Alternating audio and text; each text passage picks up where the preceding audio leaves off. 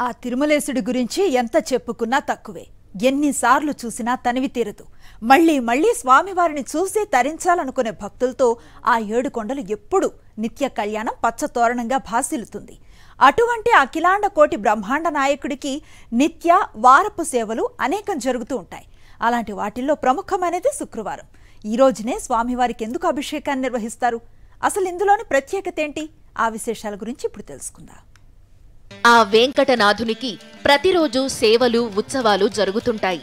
స్వామివారికి జరిగే సేవల్లో శుక్రవారం జరిగే అభిషేకానికి ఓ ప్రత్యేకత ఉంది. ఈ రోజునే స్వామివారికి ఎందుకు అభిషేకం చేస్తారో అర్చకుల మాటల్లోనే తెలుసుకుందాం.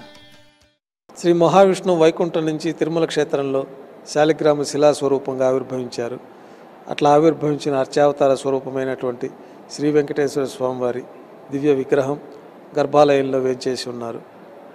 ఆ వేంచేసిన శ్రీ వెంకటేశ్వర స్వామివారి మూల విరాట్టుకి అమ్మవారి కళ్యాణం కోసం తిరుమల క్షేత్రంలో ఆవిర్భవించారు కాబట్టి ప్రతి శుక్రవారం నాడు విశేషంగా మూలమూర్తికి అభిషేకాన్ని నిర్వహిస్తూ ఉంటాం.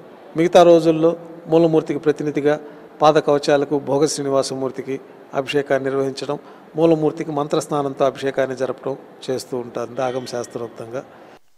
స్వయంభూగా వెలిసిన స్వామివారి అర్చవతార రూపం 9.5 అడుగులు ఉంటుంది. 17 కోట్ల సంవత్సరాలకు ముందు శాలిగ్రామ స్వరూపంగా వెలిసిన ధ్రువబేరం ఇప్పటికీ చెక్కు చెదరకుండా ఉండడానికి కారణం ఆగమ శాస్త్ర ప్రకారం సేవలు జరుగుతుండడమే. అలా శుక్రవారం నాడు జరిగే అభిషేకం సేవలో కూడా మూల విరాట్కి పునుగు తైలాన్ని మర్దన చేస్తారు. ఆ తరువాత కౌపీయం అనే తెల్లటి వస్త్రాన్ని అలంకరిస్తారు. మొదట శుద్ధోదకంతోనూ ఆ తరువాత గోక్షీరంతో స్వామివారికి అభిషేకం చేస్తారు. ఈ అభిషేక సమయంలో స్వామివారిపై స్వయం వ్యక్తంగా వెలిసిన కిరీటం, మకర కుండలాలు, కంఠాభరణం, భుజకీర్తులు వంటివి చూసే భాగ్యం కలుగుతుంది. విశాలమైన నేత్రాలతో సమ్మోహనంగా కనిపిస్తారు. ఈ సహజ శీల స్వరూపాన్ని అభిషేక సమయంలో మాత్రమే చూడగలం. పాలాభిషేకం తరువాత ఆ జిడ్డును తొలగించడానికి చందనం, పచ్చకర్పూరం, కుంకుమ పూలు కలిపిన పరిమళం అనే దివ్య సుగంధ పదార్థంతో స్వామివారి దేహానికి మర్దన చేస్తారు.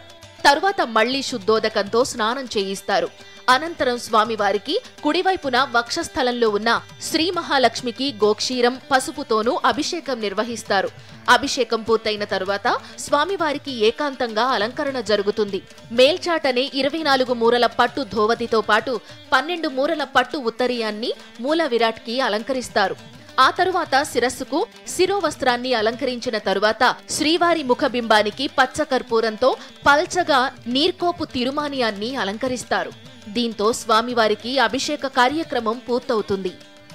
ఈ అభిషేక కైంకర్యం సుమారు గంట సేపు వైభవంగా పంచసూక్త పారాయణ నడుమ వైభవంగా నిర్వహించబడుతుంది. ప్రతి శుక్రవారం స్వామివారి అభిషేక సేవ కోసం 1200 లీటర్ల ఆవు పాలను వాడతారు. ఇందులో 240 లీటర్ల పాలను కేవలం మూల విరాట్కి మాత్రమే ఉపయోగిస్తారు. దేశీ ఆవుల పాలను మాత్రమే స్వామివారి సేవకు ఉపయోగిస్తారు.